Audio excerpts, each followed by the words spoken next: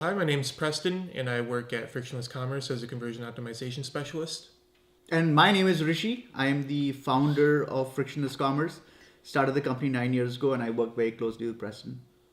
Can you talk a little bit about the difference that we're seeing between mobile and desktop users? Yeah, I think this is one of the big, one of the big misconceptions that people have about.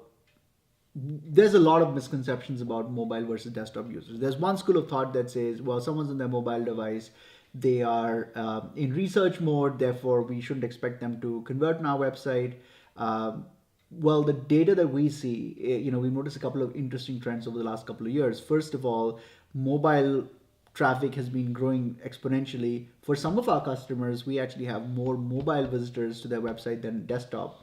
But actually, what's even more interesting than that is if you segment out by age group, you'll find that mobile users that are skewed younger convert at a much higher rate, which means that younger people are much more comfortable not just doing the research but actually doing the entire purchase cycle on their mobile devices. The other thing to consider is that the mobile experience is, if you look at your mobile experience and you imagine it to be a shrunk down version of your desktop, you have already lost. You need to look at your mobile experience completely differently than the way you look at your desktop experience. And what I mean by that is you need to segment out your traffic, study the historical trends, and you will find that mobile users behave in completely different ways. And so it's not just a different form factor, it's a different journey altogether. And I'm sure anyone watching this video right now, I'm pretty confident would not have higher mobile conversion rates than desktop because they assume that that's impossible. That's a story we tell ourselves, is that it's impossible for mobile conversion rates to be as good as desktop. I have studied two websites that were started by people that were mobile first, and their mobile conversion rates were far in excess of their desktop. I was completely blown away by this fact, but that's what's happening. So this is going to accelerate. This is the year, this is the start of the year 2019. 2019, right? This 2019 is coming up. Yeah, Sorry.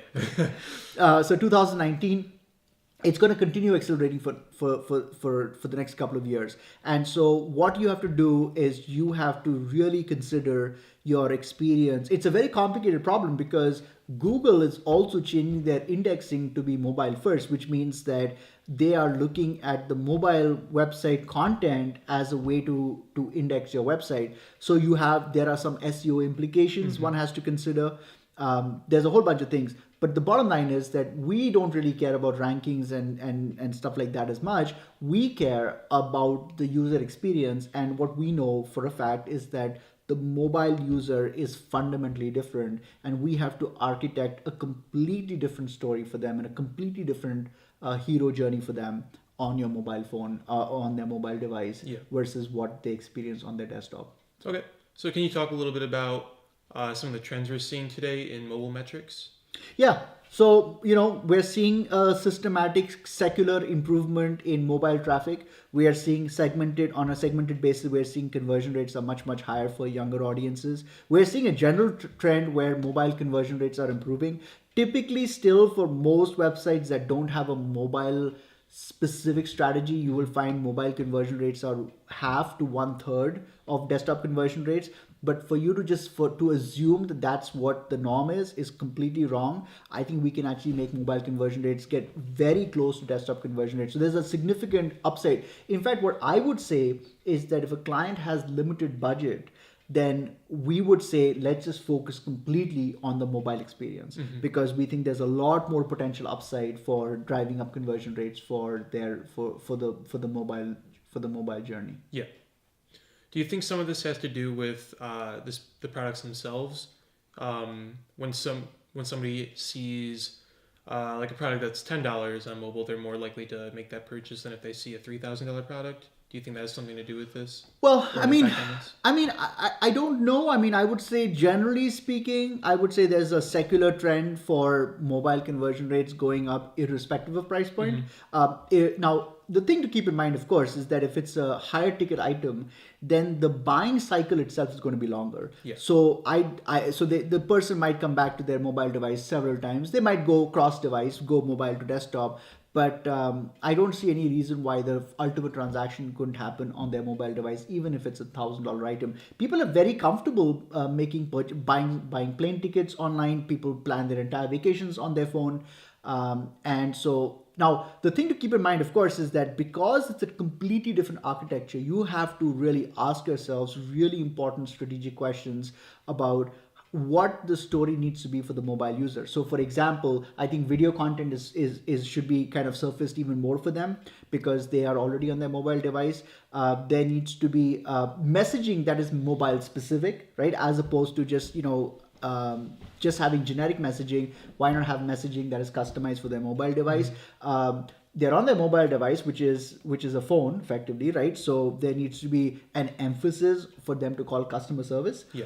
Also, consequently, there needs to be proper tracking enabled in your analytics for call-ins that are happening through the mobile device, so we can actually not just look at conversion rates that are happening through the mobile phone where the user is checking out completely on their phone, but also for instances where they are engaging with chat or they are calling customer service and completing their transaction through customer service on their phone. So, so those are some of the things that one should consider when.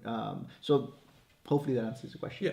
Do you think that part of the reason that we might be seeing lower conversions on mobile sites for some of these companies is because some places are using like mobile apps? Could be. Like Amazon, for example. So the question is, what's the question again specifically? So I'm wondering if a company that has a mobile app where you can use your if they'll get better. Well, I don't know. I don't think that's. I mean, I don't have data on app metrics. I mean, I know the Amazon app converts at a crazy rate, but Amazon's a totally different animal altogether. I don't think anyone is buying on Amazon is worried about who is this Amazon, or am I going to get am I going to have difficulty with returns? Amazon has a brand that is unique by itself. But I don't think a website needs to. I mean, I would certainly not suggest that they develop an app. Nobody's going to download the app. It's much easier. I mean, mobile browsers have become so good nowadays that the experience is absolutely seamless. It's just a different mindset, and the mobile user is thinking in different terms. But there's no reason to have an app for your mobile experience. Yeah.